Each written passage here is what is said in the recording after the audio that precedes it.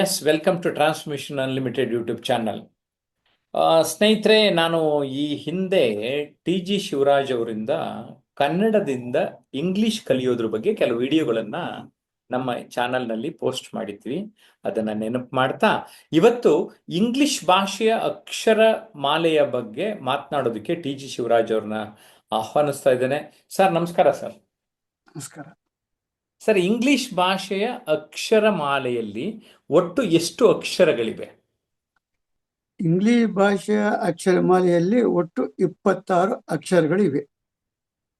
Okay, so ಅದೆಲ್ರಿಗೂ ಗೊತ್ತಿದೆ. ABCD ಹೇಳ್ಕೊಂಡು ಹೋಗ್ತೀವಿ, XYZ ಗೆ ನಿಲ್ಲಿಸ್ತೀವಿ ಅಲ್ಲ ಸರ್? ಹೌದು. ಇಂಗ್ಲಿಷ್ ಭಾಷೆಯ ಅಕ್ಷರ ಮಾಲೆಯಲ್ಲಿರುವ ಅಕ್ಷರಗಳನ್ನ ಎಷ್ಟು ಗುಂಪುಗಳಾಗಿ ವಿಂಗಡಿಸಲಾಗಿದೆ? ಆ ಪ್ರತಿ ಗುಂಪಿನ ಕನ್ನಡ ಮತ್ತು ಇಂಗ್ಲಿಷ್ ಹೆಸರುಗಳನ್ನ ದಯಮಾಡಿ ತಿಳಿಸಿ ಸರ್. ಈ ಅಕ್ಷರಗಳನ್ನ ನಾವು 2 ವಿಧದಲ್ಲಿ ನಾವು ಕಾಣ್ತೀವಿ. ಒಂದು ದೊಡ್ಡ ಅಕ್ಷರ, ಇನ್ನೊಂದು ಚಿಕ್ಕ ಅಕ್ಷರ ಅಂತ ಕರಿತೀವಿ ಕನ್ನಡದಲ್ಲಿ. ಅಂದ್ರೆ ಕ್ಯಾಪಿಟಲ್ ಲೆಟರ್ಸ್ ಮತ್ತೆ ಸ್ಮಾಲ್ ಲೆಟರ್ಸ್ ಅಂತ ಕರಿತೀವಿ. ಓಕೆ, ಈ ಇಂಗ್ಲಿಷ್ ಭಾಷೆ ಅಕ್ಷರ ಮಾಲೆಯಲ್ಲಿ ಇರುವಂತ ಅಕ್ಷರಗಳನ್ನ ಅವುಗಳ ರೂಪಕ್ಕೆ ಅನುಗುಣವಾಗಿ ಎಷ್ಟು ಗುಂಪುಗಳಾಗಿ ವರ್ಗೀಕರಿಸಲಾಗಿದೆ ಅನ್ನೋದನ್ನ ತಿಳ್ಕೋಬೇಕು, ಮತ್ತು ಅವುಗಳ ಇಂಗ್ಲಿಷ್ ಹಾಗೂ ಕನ್ನಡದ ಹೆಸರುಗಳನ್ನು ಕೂಡ ತಿಳಿಸಿ ಸರ್. ಕ್ಯಾಪಿಟಲ್ ಲೆಟರ್ಸ್ ಅಂತ ಕರಿತೀವಿ, ಆಮೇಲೆ ಇನ್ನೊಂದು ಕರ್ಸಿವ್ ಲೆಟರ್ಸ್ ಅಂತ ಕರಿತೀವಿ, ಇನ್ನೊಂದು ಇಟಾಲಿಕ್ ಲೆಟರ್ಸ್ ಅಂತಾನು ಕರಿತೀವಿ. ಈ ಕ್ಯಾಪಿಟಲ್ ಲೆಟರ್ಸ್ ಅಂದ್ರೆ ರೋಮನ್ ಟೈಪು, ಅವರಲ್ಲಿ ದೊಡ್ಡ ಅಕ್ಷರ ಚಿಕ್ಕ ಅಕ್ಷರ ಎರಡು ಬರ್ತವೆ. ಕರ್ಸಿವ್ ಲೆಟರ್ಸ್ ಅಂದ್ರೆ ಅದನ್ನ ಲೆಟರ್ಗಳನ್ನ ಕೂಡಿಸಿ ಬರೆಯೋದು, ಅದಕ್ಕೆ ನಾವು ಕರಿತೀವಿ ಕರ್ಸಿವ್ ಲೆಟರ್ಸ್ ಅಂತ. ಇಟಾಲಿಕ್ ಲೆಟರ್ಸ್ ಅಂತಂದ್ರೆ ಅವುಗಳನ್ನು ಬಲಭಾಗದಲ್ಲಿ ಒಂದಿಷ್ಟು ಮಟ್ಟಿಗೆ ಬಾಗಿಸಿ ಬರಿತೀವಿ. ಇದು ಈ 3 ರೀತಿಯಲ್ಲಿ ನಾವು ಇಂಗ್ಲಿಷ್ ಭಾಷೆ ಅಕ್ಷರ ಇರ್ತಕ್ಕಂಥ ಅಕ್ಷರಗಳನ್ನ ಈ ರೀತಿ ನಾವು ಕಾಣ್ತೀವಿ. ಎಸ್ ಸರ್, ತುಂಬಾ ಚೆನ್ನಾಗಿ ತಾವು ಈ ವಿಚಾರವನ್ನ ತಿಳಿಸಿದ್ರಿ ಸರ್. ಈಗ ಹಿಂದೆ ಈ ಸೀಸಲೋಹದ ಮೊಳೆಗಳನ್ನ ಮುದ್ರಣಕ್ಕಾಗಿ ಉಪಯೋಗಿಸ್ತಾ ಇದ್ರು. ಆ ಕಾಲಘಟ್ಟದಲ್ಲಿ ಅಕ್ಷರದ ಮೊಳೆಗಳನ್ನ ಹೇಗೆ ವರ್ಗೀಕರಿಸಲಾಗುತ್ತಿತ್ತು, ಮತ್ತು ಆ ವರ್ಗಗಳ ಹೆಸರುಗಳನ್ನ ತಿಳಿಸಿ ಸರ್. ಅಲ್ಲಿ ಇರ್ತಕ್ಕಂಥ ಮೊಳೆಗಳು 2, ಅಂದ್ರೆ ಹೈಯರ್ ಕೇಸು ಮತ್ತು ಲೋವರ್ ಕೇಸ್ ಅಂತ ಅವುಗಳ ಹೆಸರು. ಈ ಹೈಯರ್ ಕೇಸ್ ಅಂದ್ರೆ ಕ್ಯಾಪಿಟಲ್ ಲೆಟರ್ಸ್ಗಳು ಇರ್ತಕ್ಕಂಥ ಲೆಟರ್ಗಳಿಗೆ ನಾವು ಕರೆಯೋದು ಹೈಯರ್ ಕೇಸ್ ಅಂತ. ಆಮೇಲೆ ಲೋವರ್ ಕೇಸ್ ಅಂದ್ರೆ ಆ ಲೋವರ್ ಕೇಸ್ಗಳು ರೂಪನೇ ಬೇರೆ ಇರ್ತವೆ. ಅವು ಅದನ್ನು ನಾವು ಯಾಕೆ ನಾವು ಹೈಯರ್ ಕೇಸು ಲೋವರ್ ಕೇಸ್ ಅಂತ ಕರಿತೀವಿ ಅಂತ ಹೇಳಿದ್ರೆ, ಈ ಮೊದಲಿನ ಮುದ್ರಣ ಯಂತ್ರಗಳಲ್ಲಿ ಉಪಯೋಗಿಸಲ್ಲಿ ಒಂದು ಟೇಬಲ್ ಇರ್ತಿತ್ತು. ಆ ಟೇಬಲ್ ಅಲ್ಲಿ 2 ಖಾನೆ ಇರ್ತದೆ, ಒಂದು ಮೇಲ್ಭಾಗದಲ್ಲಿ ಒಂದು ಕೆಳಭಾಗದಲ್ಲಿ ಅಂತ. ಮೇಲ್ಭಾಗದಲ್ಲಿ ಇರ್ತಕ್ಕಂಥ ಖಾನೆಗಳಲ್ಲಿ ಈ ಅಂದ್ರೆ ಕ್ಯಾಪಿಟಲ್ ಲೆಟರ್ ಇರ್ತಕ್ಕಂಥ ಮೊಳೆಗಳನ್ನ ಇಡ್ತಾ ಇದ್ರು. ಅದಕ್ಕೆ ಹೈಯರ್ ಕೇಸ್ ಅಂತ ಅದಕ್ಕೆ ಹೆಸರು ಕೊಟ್ರು. ಆಮೇಲೆ ಚಿಕ್ಕ ಅಕ್ಷರಗಳನ್ನ ಚಿಕ್ಕ ಡ್ರಾಯರ್ ಅಲ್ಲಿ ಇಡ್ತಾ ಇದ್ರು, ಅದರಿಂದ ಇದನ್ನ ಲೋವರ್ ಕೇಸ್ ಅಂತ ಕರೆದ್ರು. ಓಹೋ, ವೆರಿ ಗುಡ್, ವೆರಿ ಗುಡ್. ಈ ಇಟಾಲಿಕ್ ಶೈಲಿ ಅಂದ್ರೆ ಏನು ಸರ್? ಇಟಾಲಿಕ್ ಶೈಲಿ ಅದ್ರಲ್ಲಿ ವಿಶೇಷ ಏನಿಲ್ಲ, ಅಕ್ಷರನ ಬಾಗಿಸಿ ಬರೆದು ಬಿಟ್ರೆ ಅದು ಇಟಾಲಿಕ್ ಶೈಲಿ ಆಗೋಯ್ತು. ಓಕೆ, ಈಗ ಇಂಗ್ಲಿಷ್ ಭಾಷೆ ಅಕ್ಷರಗಳನ್ನ ಯಾವ್ಯಾವ ಶೈಲಿನಲ್ಲಿ ಬರೆಯಲಾಗುತ್ತೆ? ಶೈಲಿ ಅಂದ್ರೆ ಇಲ್ಲಿ ಇಟಾಲಿಕ್ ಶೈಲಿ ಅಂತಾನು ಹೇಳ್ತಾರೆ. ಅದೇನಂತಂದ್ರೆ ಫಾಂಟ್ಗಳು ಒಂದಲ್ಲ ಎರಡಲ್ಲ ತುಂಬಾ ಫಾಂಟ್ಸ್ ಇವೆ. ಫಾಂಟ್ ಅಂದ್ರೆ ಈ ಅಕ್ಷರಗಳನ್ನ ಒಂದು ವಿಶಿಷ್ಟವಾದ ಆಕೃತಿಯಲ್ಲಿ ಅವುಗಳನ್ನ ನಾವು ಕಾಣ್ತೀವಿ, ಅದನ್ನೇ ನಾವು ಫಾಂಟು ಶೈಲಿ ಅಂತ ಕರಿತೀವಿ. ಇಂಥದ್ದು ಒಂದಲ್ಲ ಎರಡಲ್ಲ 100 ಫಾಂಟ್ಗಳಿವೆ. ಓಕೆ, ಸೊ ಇಂಗ್ಲಿಷ್ ಭಾಷೆಯಲ್ಲಿ ಇರುವಂತಹ ಈ ಸ್ವರಾಕ್ಷರಗಳು ಅಂತ ಕರಿತೇವೆ, ಅದನ್ನ ಉಚ್ಚಾರಣೆ ಹೇಗಿರುತ್ತೆ ತಿಳಿಸ್ತೀರಾ ಸರ್? ಈ ಸ್ವರಾಕ್ಷರ ಅಂತಂದ್ರೆ ಇಂಗ್ಲಿಷ್ ಭಾಷೆ ಅಕ್ಷರಮಾಲೆಯಲ್ಲಿ ಒಟ್ಟು 5 ಅಕ್ಷರಗಳಿವೆ. A, E, I, O, U. ಇವುಗಳನ್ನ ಸ್ವರ ಅಂತ ಕರೀತಾರೆ. ಇಲ್ಲಿ ಒಂದು ಪ್ರಶ್ನೆ ಬರುತ್ತೆ, ಈ ಕೇವಲ ಈ ಅಕ್ಷರಗಳನ್ನ ಸ್ವರ ಅಂತ ಯಾಕೆ ಕರಿಬೇಕು ಎಂಬ ಪ್ರಶ್ನೆಗೆ ಉತ್ತರ ಏನಂತಂದ್ರೆ, ಈ ಅಕ್ಷರ ಉಚ್ಚಾರಣೆ ಗಂಟ್ಲಿಂದ ಪ್ರಾರಂಭ ಆಗತ್ತೆ. ಅದರಿಂದಾಗಿ ಇದನ್ನ ಸ್ವರ ಅಂತ ಕರೆದು. ಅದೇ ರೀತಿ ಕನ್ನಡದಲ್ಲೂ ಕೂಡ ಕನ್ನಡದ ಅಕ್ಷರ ಕೂಡ ಸ್ವರಾಕ್ಷರ ಅಂತ ನಾವು ಕರಿತೀವಿ. ಅವು 5 ಇದಕ್ಕಿಂತ ತುಂಬಾ ಜಾಸ್ತಿ ಇವೆ. ಆದ್ರೆ ಇಂಗ್ಲಿಷ್ ಭಾಷೆಯಲ್ಲಿ ಮಾತ್ರ ಕೇವಲ 5 ಅಕ್ಷರಗಳಿವೆ ಅಂತ ನಾವು ಹೇಳ್ತೀವಿ. ಓಕೆ. ಇಲ್ಲಿ ಇಲ್ಲಿ ಎಸ್ ಸರ್. ಕೆಲವು ಸಲ ಏನಾಗುತ್ತೆ ಅಂತ ಹೇಳಿದ್ರೆ, ಹ್ಮ್ ಈ ಪದದ ಮೊದಲನೇ ಅಕ್ಷರ ಎ ಇ ಐ ಓ ಯುಗಳಲ್ಲಿ ಹ್ಮ್ ಯಾವ್ದಾದ್ರು ಒಂದ್ ಅಕ್ಷರದ ಪ್ರಾರಂಭದ ಉಚ್ಚಾರ ಹ್ಮ್ ಗಂಟ್ಲಿಂದ ಉಂಟಾಗದೇ ಇದ್ರೆ ಅಂತ ಸಂದರ್ಭದಲ್ಲಿ ಅಂತ ಅಕ್ಷರ ಸ್ವರ ಅಂತ ಕರೆಯಲ್ಲ, ಆ, ಅದನ್ನು ವ್ಯಂಜನ ಅಂತ ಕರೀತಾರೆ ಅದನ್ನ. ಓ, ಹಾಗಾದ್ರೆ ಈ ವ್ಯಂಜನಾಕ್ಷರಗಳ ಉಚ್ಚಾರಣೆ ಹೇಗಿರುತ್ತೆ?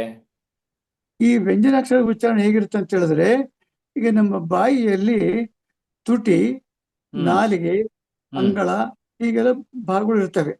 ಇವುಗಳು ಉಪಯೋಗಿಸ್ಕೊಂಡ್ಬಿಟ್ಟು ಹ್ಮ್ ನಾವು ಆ, ಬೇರೆ ಅಕ್ಷರಗಳನ್ನು ಉಚ್ಚರಿಸ್ತೀವಿ. ಉದಾಹರಣೆಗೆ ಬಿ ಅಂತ ತಗೋಣ. ಬಿ ಅಂದಾಗ ಏನಾಗುತ್ತೆ, ಎರಡು ತುಟಿಗಳನ್ನ ನಾವು ಕ್ಲೋಸ್ ಮಾಡ್ತೀವಿ. ಸಿ ಅಂತೀವಿ. ಸಿ ಹ್ಮ್ ಅಂದಾಗ ಏನಾಗುತ್ತೆ, ಸ್ವಲ್ಪ ನಾವು ಗಮನಿಸಿ. ಸಿ ಅಂದ್ರೆ ನಾಲಿಗೆ ಅಂಗಳದಲ್ಲಿ ಎಲ್ಲಿ ಟಚ್ ಆಗತ್ತೆ, ಹ್ಮ್ ಸಿ. ಆಮೇಲೆ ಟಚ್ ಆಗೋದಲ್ಲ, ಅಲ್ಲಿಂದ ಸ್ವಲ್ಪ ಮಟ್ಟಿಗೆ ಗಾಳಿ ಬಿಡ್ತೀವಿ ಅಂತ. ಹ್ಮ್ ಹ್ಮ್ ಡಿ ಅಂತೀವಿ. ಡಿ ಅಂದಾಗ ನಾಲ್ಗಿನ ಒಂದಿಷ್ಟು ತುದಿ ಅದನ್ನು ಬಾಗಿಸ್ಬಿಟ್ಟು ಮೇಲ್ಗಡೆ ಅಂಗಳಕ್ಕೆ ನಾವು ಟಚ್ ಮಾಡ್ತೀವಿ.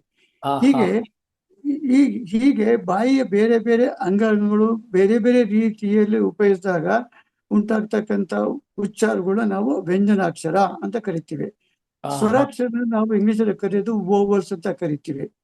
ಸರಿ. ಆದ್ರೆ ವ್ಯಂಜನಾಕ್ಷರಿಗೆ ನಾವು ಕರೆಯೋದು ಕಾನ್ಸೋನೆಂಟ್ ಅಂತ ಕರಿತೀವಿ. Okay okay. Vowels and consonants ತುಂಬಾ ಚೆನ್ನಾಗಿ ಹೇಳಿದ್ರಿ. ಹ್ಮ್. ಈಗ ಇಂಗ್ಲಿಷ್ ಭಾಷೆನಲ್ಲಿರೋ ಯು ಇದೆಯಲ್ಲ, ಈ ಹ್ಮ್. ಯು ಅಕ್ಷರದ ವಿಶೇಷತೆ ಏನು? ಈಗ ನಾವು ಅಂಬ್ರೆಲಾ ಅಂತ ನಾವು ಕರಿತೀವಿ. ಹೌದು. ಅಂಬ್ರೆಲಾ ಮೊದಲನೇ ಅಕ್ಷರ ಏನು, ಯು. ಹ್ಮ್ ಆದ್ರೆ ಈ ಯು ಎಂಬ ಈ ಅಕ್ಷರ ಈ ಪದಕ್ಕೆ ಸೀಮಿತಗೊಂಡಂತೆ ಹ್ಮ್ ಇಲ್ಲಿ ಈ ಪದದ ಪ್ರಾರಂಭ ಉಚ್ಚಾರ ಗಂಟ್ಲಿಂದ ಉಂಟಾಗತ್ತೆ. ಹ್ಮ್ ಅದರಿಂದಾಗಿ ಇಲ್ಲಿ ಯು ಅಂತಕ್ಕಂಥ ಅಕ್ಷರ ಸ್ವರ ಆಗತ್ತೆ. ಹ್ಮ್ ಆದರೆ ಯೂನಿಟು, ಯೂನಿವರ್ಸಲ್ ಅಂತ ಕರೆದಾಗ ಏನಾಗತ್ತೆ, ಹ್ಮ್ ಮೊದಲನೇ ಅಕ್ಷರ ಯು ಆಗಿದ್ದಾಗಲೂ ಕೂಡ ಅದರ ಪ್ರಾರಂಭ ಉಚ್ಚಾರ ಗಂಟ್ಲಿಂದ ಆಗೋದಿಲ್ಲ. ಹ್ಮ್ ಹಾಗೆ ಒಂದು ವಿಶಿಷ್ಟ ಭಾಗದಿಂದ ಅಂಗದಿಂದ ಅದು ಆ ಅಕ್ಷರದ ಉಚ್ಚಾರ ಉಂಟಾಗತ್ತೆ. ಅದರಿಂದಾಗಿ ಅದನ್ನ ನಾವು ಕರೆಯೋದು ಈ ಸಂದರ್ಭದಲ್ಲಿ ಅದು ಕಾನ್ಸನೆಂಟ್ ವ್ಯಂಜನಾಕ್ಷರ ಅಂತ ಕರಿತೀವಿ ಅದನ್ನ. ನೀವಾಗ್ಲೇ ಫಾಂಟು ಬೇರೆ ಬೇರೆ ರೀತಿ ಅಂತ ಅಂದ್ರೆ, ಈ ಫಾಂಟ್ ಅನ್ನ ಅರ್ಥ ಮಾಡ್ಕೊಳ್ಳೋದು ಹೆಂಗೆ? ಫಾಂಟ್ ಅಂತಂದ್ರೆ, ಈಗ ನೀವು ಗೂಗಲ್ಗೆ ಹೋಗಿ ಅಲ್ಲಿ ನೋಡಿದ್ರೆ ಒಂದಲ್ಲ ಎರಡಲ್ಲ ಸುಮಾರು ವಿಧದ ಆ, ಶೈಲಿಗಳ ಅಕ್ಷರ ನಿಮ್ಗೆ ಕಾಣಿಸ್ತವೆ. ಹ್ಮ್ ಅದನ್ನೇ ನಾವು ಕರೆಯೋದು ಫಾಂಟ್ ಅಂತ ಕರಿತೀವಿ ಅದನ್ನ. ಹೌದಾ? ಓಕೆ. ಈಗ ಆಂಪರ್ ಸ್ಯಾಂಡ್ ಎಂಬ ಹೆಸರಿನ ಒಂದು ಸಂಕೇತಾಕ್ಷರ ಇದೆ. ಇದರ ಬಳಕೆ ವಿವರಗಳನ್ನು ತಿಳಿಸ್ತೀರಾ? ಇದನ್ನೇನಿಲ್ಲ, ಮೊದಲಿಗೆ ಒಂದು ಕಾಲದಲ್ಲಿ ಅದಕ್ಕೊಂದಿಷ್ಟು ಮಹತ್ವ ಇತ್ತು, ಈಗ ಅದಕ್ಕೆ ಹೆಚ್ಚಿನ ಮಹತ್ವ ಇಲ್ಲ. ಅದನ್ನ ಐಂಡ್ ಎನ್ನುವ ಅರ್ಥದಲ್ಲಿ ಅದನ್ನು ಉಪಯೋಗಿಸ್ತಾರೆ. ಅದಕ್ಕೆ ಒಂದು ಸಪರೇಟ್ ಚಿಹ್ನೆ ಇದೆ. ಇಲ್ಲಿ ಕೀಬೋರ್ಡ್ ನೋಡಿದ್ರೆ ಹ್ಮ್ ನಿಮಗೆ ಅಲ್ಲಿ ಕಾಣುತ್ತೆ, ಆ ಅಕ್ಷರ ಕಾಣುತ್ತೆ ನಿಮಗೆ. ಓಕೆ. ಅಂದ್ರೆ ಇರ್ಲಿ, ನೀವು ಅಲ್ಲಿ ನೋಡಿದ್ರು ನಮಗೆ ಇಲ್ಲಿ ಕಾಣಿಸೋದಿಲ್ಲ ಈಗ. ಅಲ್ಲ, ನಿಮಗೆ ಹೇಳೋದಕ್ಕೆ ಎಲ್ಲಿದೆ ಎಲ್ಲಿದೆ ಅದು ನೋಡೋ ಕ್ಯಾಮ್ರಾ ಅಲ್ಲಿ ಇಲ್ಲಿ ಹಾಕಲ್ವಲ್ಲ ನೀವು ಆಂಗಲ್. ಓಕೆ. ಎಲ್ಲಿ ಇರ್ಲಿ. ಬರ್ತದೆ ಅಂತ ಹೇಳಿದ್ರೆ, ಎಲ್ಲಿ ಹಾ. ಬರ್ತದೆ ಅಂತ ಹೇಳಿದ್ರೆ ಕೀಬೋರ್ಡ್ ಅಲ್ಲಿ ಹ್ಮ್ ನಂಬರ್ 7 ಅದ್ರ ಮೇಲ್ಭಾಗದಲ್ಲಿ ಕಾಣಿಸುತ್ತೆ ನೋಡಿ.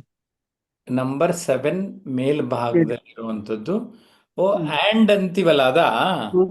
ಹೌದು. ನಾನು ನಮ್ಮ ಲ್ಯಾಪ್ಟಾಪ್ ಅಲ್ಲಿ ನೋಡಿದೆ ಈಗ 7 ಮೇಲೆ ನಾವೆಲ್ಲ ಹೌದು. ಆ್ಯಂಡ್ ಅಂತ, ಹೌದು. ಅಂಡ್ ಹೌದು. ಹೌದು. ಆ್ಯಂಡ್ ಅನ್ನೋದಕ್ಕೆ ಓ ಹೌದು. ಆಂಪರ್ ಸ್ಯಾಂಡ್ ಅಂತ ಹೌದು. ಅದನ್ನು ಬಳಸ್ತೇವೆ. ಅದರ ಹೆಸರು ಅದು. ನಾವು ಇದು ಗೊತ್ತೇ ಇರಲಿಲ್ಲ ನೋಡಿ. ಟಿ ಜಿ ಶಿವರಾಜ್ ಅವರೇ, ಇವತ್ತು ಹ್ಮ್. ಇದು ಮೊದಲನೇ ಪಾಠ ಹೇಳ್ಕೊಟ್ಟಿದ್ದೀರಿ. ಆ, ಇದರಲ್ಲಿ ನಾವು ಇಂಗ್ಲಿಷ್ ಅಕ್ಷರಮಾಲೆಯನ್ನ ತಿಳ್ಕೊಳ್ಳೋದಕ್ಕೆ ಪ್ರಯತ್ನ ಪಟ್ಟಿದ್ದೀವಿ. ಮುಂದಿನ ದಿನಗಳಲ್ಲಿ ಒಂದೊಂದೇ ವಿಷಯ ಇಟ್ಕೊಂಡು ಈ ರೀತಿ ಹ್ಮ್. ಅನೇಕ ವಿಡಿಯೋಗಳನ್ನು ನಮ್ಮ ವೀಕ್ಷಕರಿಗೆ ಕೊಡೋಣ. ಆಮ್, ನಿಮ್ಗೆ ಇಂಗ್ಲಿಷ್ನಲ್ಲಿ ಹೇಗೆ ಆಸಕ್ತಿ ಬಂತು ಸರ್? ಆ, ಅದೊಂದು ದೊಡ್ಡ ಕಥೆ ಆಗತ್ತೆ. ಅಲ್ಲ, ಚಿಕ್ಕದಾಗಿ ಹೇಳಿ, ಇರ್ಲಿ ನಮ್ಮ ವೀಕ್ಷಕರಿಗೆ. ಯಾರು ಇವರು ಶಿವರಾಜ್ ಅಂದ್ರೆ? ಆ, ನನಗಂತೂ ಗೊತ್ತು, ನೀವು ಸಾವಿರಾರು ಮದುವೆ ಮಾಡಿಸಿದ್ದೀರಾ ಅಂತ ಗೊತ್ತು. ಇಂಗ್ಲಿಷ್ನಲ್ಲಿ 3 ಸರಿ ಫೇಲ್ ಆಗಿದ್ರಿ, ಹಠದಿಂದ ಇಂಗ್ಲಿಷ್ನ ಕಲ್ತ್ಕೊಂಡು ಇವತ್ತು ಪ್ರೊಫೆಸರ್ಸ್ಗೆ ಪಾಠ ಹೇಳ್ಕೊಡಂಗಾಗಿದ್ದೀರಾ. ಇಷ್ಟು ಹೌದು. ಸಿಂಪಲ್ ಆಗಿ ಹೇಳಿದೆ. ಆ ತರ ಹೌದು. ಇನ್ನೊಂದೆರಡು ಲೈನಲ್ಲಿ ನಾನು ಏನ್ ಬಿಟ್ಟೆ ನಾನು? ಹ್ಮ್ ಏನ್ ಬಿಟ್ಟಿರ್ತೀರ ನೀವು? ಸರಿ, ನನ್ ತಿಳಿಮಟ್ಟಿಗೆ ಸರಿ, ಯೋಚನೆ ಮಾಡಿ ಮುಂದಿನ ವಿಡಿಯೋಗಳಲ್ಲೇನೆ ಡೀಟೇಲ್ ಆಗಿ ತಿಳಿಸಿವ್ರಂತೆ. ವೀಕ್ಷಕರೇ, ತುಂಬಾ ಸಂತೋಷ. ಈ ಒಂದು ವಿಡಿಯೋ ಹೇಗೆ ಅನ್ನಿಸ್ತು ಅನ್ನೋದನ್ನ ಕಾಮೆಂಟ್ ಮಾಡಿ. ಜಯಪ್ರಕಾಶ್ ನಾಗ್ತಿರ್ಲಿ ಹಾಗೂ ಟ್ರಾನ್ಸ್ಮಿಷನ್ ಅನ್ಲಿಮಿಟೆಡ್ ಎರಡೂ ಯೂಟ್ಯೂಬ್ ಚಾನಲ್ಗಳನ್ನು ಫಾಲೋ ಮಾಡ್ತಾ ಇದ್ರೆ ನಿಮಗೆ ವ್ಯಕ್ತಿತ್ವ ವಿಕಸನದ ಅನೇಕ ವಿಚಾರಗಳು, ಜೊತೆಗೆ ಆ, ಈ ಟ್ರಾನ್ಸ್ಮಿಷನ್ ಅನ್ಲಿಮಿಟೆಡ್ನಲ್ಲಿ ಶಿವರಾಜ್ ಅವರು ತಮ್ಮ ಅನುಭವದ ಮೂಸೆಯಲ್ಲಿ ಆ, ಆಂಗ್ಲ ಭಾಷೆಯನ್ನ ಎಂಥ ಕನ್ನಡಿಗನು ಹೇಗೆ ಕಲಿಯಬಹುದು, ಸರಳವಾಗಿ ಕಲಿಯಬಹುದು ಅನ್ನೋದನ್ನು ತಿಳಿಸ್ಕೊಡ್ತಾರೆ. ಮತ್ತೊಂದು ವಿಡಿಯೋನಲ್ಲಿ ಬೇರೆ ಮಾಹಿತಿಗಳನ್ನು ನೀಡ್ತೇವೆ. ಇದು ನಮ್ಮ ಮೊದಲನೇ ವಿಡಿಯೋ. ನಮಸ್ಕಾರ.